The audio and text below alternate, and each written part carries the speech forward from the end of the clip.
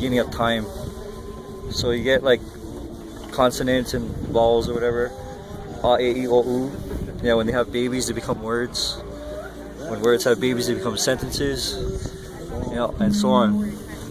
So when you look at the words, they're open-ended. Because we understood that no matter how much man indoctrinated knowledge, that everyone had their own birthright to determine what reality meant to them in the moment at the time. So you look at the word pohaku.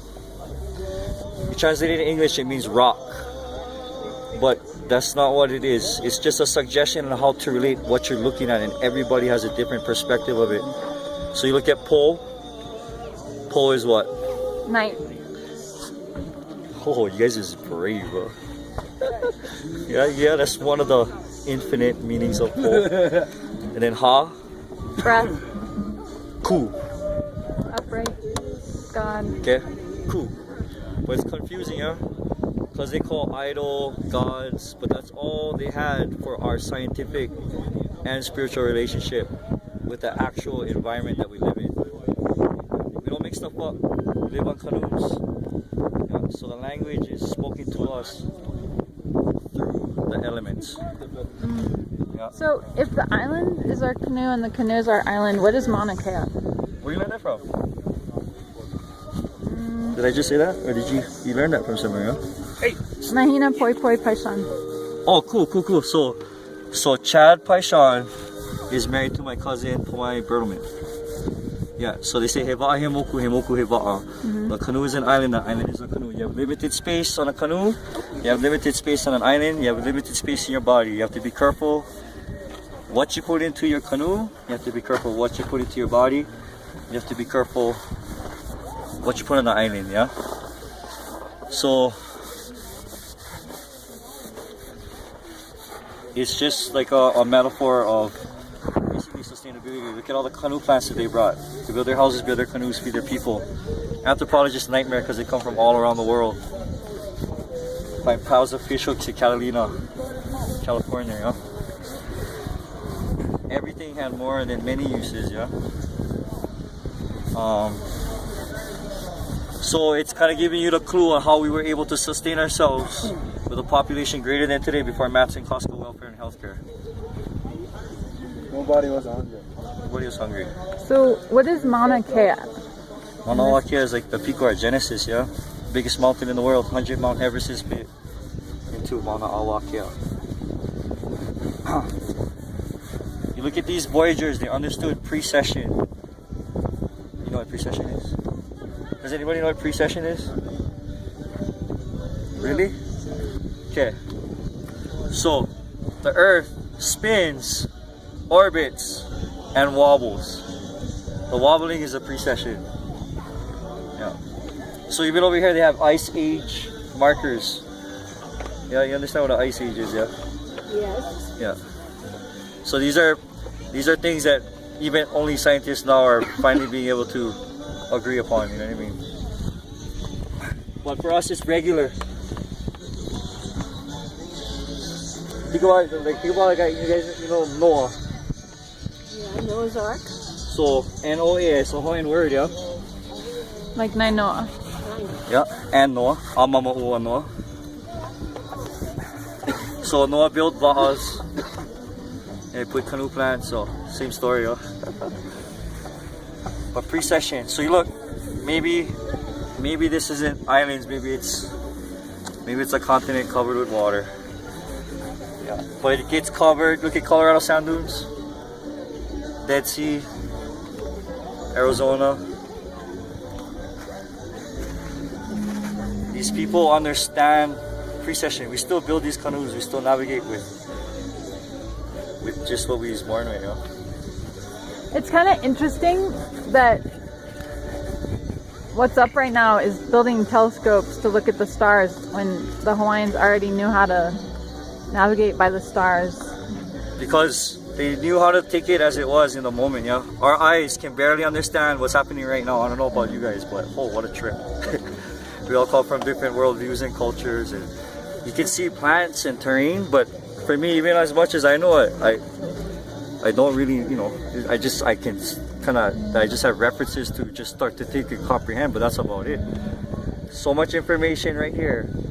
What happens is when you look, I'm not saying this is for everybody, but some people, if they cannot understand what you can just naturally look at, what happens is you see all kinds of like binary stars colliding with each other, supernovas, black holes. It causes fear, and you end up living like in an insecure way, and you're so focused on this future that's so light years away that you end up missing the moment that you're living in right now. Yeah. So it's just that's just kind of thing. I don't think we oppose telescopes.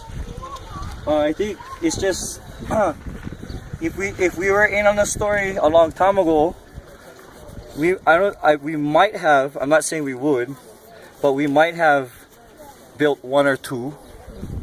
You know, not a competitive whatever, but you know, if it kind of benefited for us all. But really, I think what you're looking at today is it's more about just respect.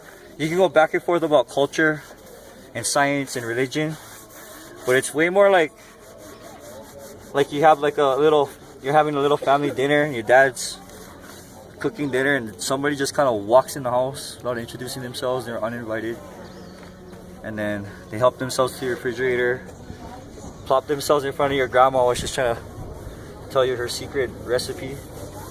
Yeah, it's more like, that's the way I look at it. That's the way I explain it to the kids too. And then they also say that there was no cultural significance in the area that they're excavating. But for us, if there was a place that we didn't touch, that meant it was more sacred than ever. Thank you so much.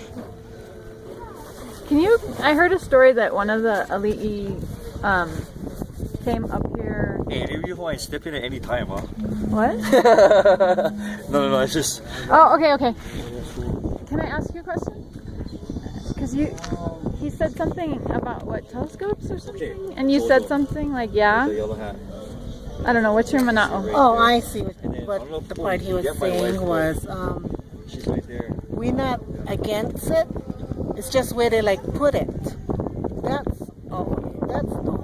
This is sacred. This is our pico over here. This is sacred. It's hard enough feeling. You know, my mama from this island. You know, I born and raised on Lanai, but I gonna come this far when my mama born. You know, and feel this because it is me. This is me. This is Aloha Aina. This is Mauna Kea. This is sacred. You know I'm not against the science world, you know, but like you said, the eyes is enough already. What you see, you don't need to see far beyond, you know. This is all. We go put it somewhere else, anywhere else in the world, and we okay with that, but not here. We sacrificed a lot already. We get enough on this mountain. You know, we don't need any more. Not one like that size. Yeah, I think that's what's killing us all, hurting us the most. Would you mind telling me your name if I want to put this on like YouTube maybe, or are you okay with that? No. You're not okay with that? You don't want me to use this for anything? Oh no, I'm okay with it. Facebook? Yes, I'm okay. So if can I put your name on the bottom? Yes. And can you just spell it for me? Linda Lynda Spitalsky Spitalsky. And tell me where you're from. I'm from Lanai. You live there now? I'm born and raised there. I live on Maui. That's for work, but my home is always Lanai. So you came to Big Island for what purpose? To come here. To experience what everybody is here. In and out of my Facebook and following all the stories, I just felt a purpose that I need to come here and feel everybody, mana, you know. And can you just tell me why is it important to preserve sacred spaces? Why? For our children. You know, that's important enough for me. For our children, so they can have this too. You know, we sacrifice a lot of the beaches already, yeah, for the hotels. No, stay there. We like this. So we need this. This is, you know, we get picos up here where back in the days, Mama's gonna bring the baby's pico and plant it here. You know, we get story behind this place. So, Yeah, today is the day I feel blessed because I got to share everybody, the movement. I feel good. I so blessed to be here. Oh, Auntie, for sharing. Aloha.